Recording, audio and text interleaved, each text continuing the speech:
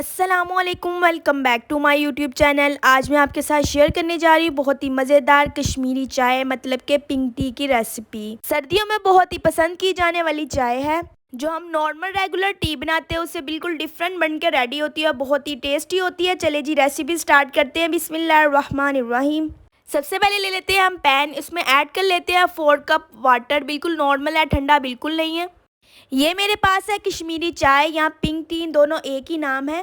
یہ ایزیلی پنسار کی شاپ سے یا کسی بڑے سٹور سے مل جاتے ہیں۔ آپ اسے 5 سے 6 ماہ کے لیے سٹور بھی کر سکتے ہیں، ڈرائی ہوتی ہے اس لیے خراب نہیں ہوتی۔ پانی ایڈ کرنے کے بعد فلیم آن کر دی ہے۔ اب اس میں ایڈ کر لیتے ہیں کچھ مسالے۔ یہ 5 میرے پاس چھوٹی الائچی ہیں، یہ ایڈ کر لیتے ہیں۔ اب ایڈ کر لیتے ہیں 2 بادیان کے پھول، یہ کافی ہوتے ہیں۔ یہ سارے مسالے بہت اہم ہوتے ہیں، ان کا بہت فلیور ہوتا ہے، کوئی بھی سکپ نہیں کیجیے گا۔ دار چینی کے چھوٹے چھوٹے 3 ٹکڑے یہ ایڈ کر لیتے ہیں، اور یہ 5 لونگ ہے یہ ایڈ کر لیتے ہیں۔ اب اس میں ایڈ کر لیتے ہیں 2 ٹیبل اسپون کشمیری چائے۔ اب اسے بوائل آنے دیتے ہیں۔ بوائل آ چکا ہے، آپ دیکھ سکتے ہیں کہ جو پتے ہیں وہ کھل گئے ہیں، کلر بھی بالکل ابھی گرین ہے۔ ہم نے 4 کپ پانی لیا تھا، ہمیں اسے اتنا پکانا ہے کہ یہ 2 کپ پانی رہ جائے۔ جب اچھے سے بوائل آنے لگ جائے تب اس میں ایڈ کریں گے ½ ٹی اسپون نمک اور ½ T spoon baking soda. Baking soda اسی لیے ایڈ کرتے ہیں، ہم نے پتوں کو بہت زیادہ پکانا ہوتا ہے، اس کی پکائی جلدی ہو جائے اس لیے ہم بیکنگ سوڈا ایڈ کرتے ہیں۔ آپ دیکھ سکتے ہیں اس میں ابھی کوئی پنک کلر نہیں آیا، ابھی بالکل گرین کلر ہے۔ ہم اسے پکنے رکھ دیتے ہیں میڈیم ٹو لو فلیم پہ 20 سے 25 منٹ کے لیے۔ کشمیری چائے کے کہوے کو پکانا تھوڑا ٹائم کنزیومنگ ہوتا ہے، بٹ آپ اسے ایزیلی اسٹور کر سکتے ہیں 1 ہفتے کے لیے۔ کہوے کو ہم تب تک پکاتے جائیں گے جب تک اس میں پنک کلر نہیں آ جاتا۔ اگر آپ میرے چینل پہ نیو ہے تو میرے چینل کو سبسکرائب کر دیجئے، ویڈیو پسند آتی لائک اور شیئر کر دیجئے گا، اور ایک اچھا سا کمنٹ بھی۔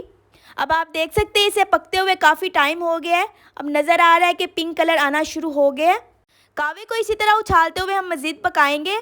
کہوے کو پکانے کے لیے ہم نے کوئی ٹھنڈا پانی، گرم پانی نہیں ایڈ کرنا، سمپلی بس اس کو پکانا ہے۔ بہت پکنے کے بعد آپ دیکھ سکتے ہیں اس کی جاگ میں پنک کلر آ چکا ہے، میں نے کوئی کلر وغیرہ ایڈ نہیں کیا۔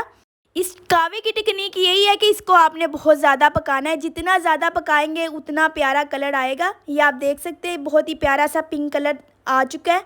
اب کہوے کو ہم چھان لیں گے، اسٹینر رکھا ہے اس پہ میں کہوہ چھان لوں گی تاکہ پتا وغیرہ بالکل علیحدہ ہو جائیں۔ کشمیری چائے کا کہوہ بالکل ریڈی ہو چکا ہے، اسے آپ سٹور کر سکتے ہیں 7 دن کے لیے فریج میں۔ جب آپ کا دل چاہے کہوہ نکالے، چائے بنائے اور انجوائے کیجئے۔ کشمیری چائے بنا لیتے ہیں۔ سب سے پہلے میں لے لوں گی 4 کپ دودھ کو بوائل آنے دیتے ہیں 2 سے 3 منٹ کے لیے۔ ہم دودھ کو بھی اچھی طرح سے پکا لیں گے لو فلیم پہ۔ آپ دیکھ سکتے ہیں دودھ بہت اچھے طریقے سے پک رہا ہے، ہم اسے 2 سے 3 منٹ کے لیے پکائیں گے تاکہ دودھ کا کچا پن دور ہو جائے۔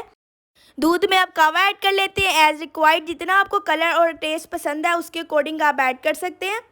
کلر ابھی تھوڑا کم ہے، میں اور ایڈ کر لیتی ہوں۔ آپ دیکھ سکتے ہیں بہت پیارا سا پنک کلر آیا ہے۔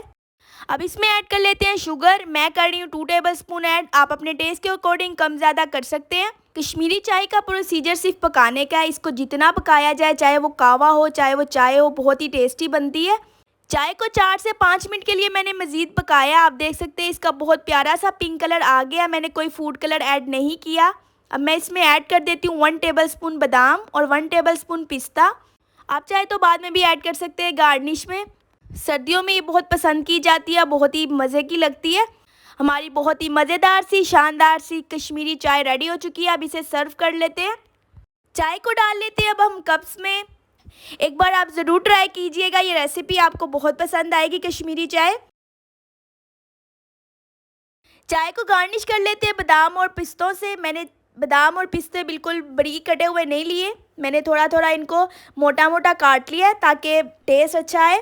امید کرتی ہوں آپ کو میری چائے کی ریسیپی بہت پسند آئی ہوگی، اگر آئی ہے تو لائک اور شیئر کیجئے گا، دعاؤں میں یاد رکھیے گا۔ اللہ حافظ۔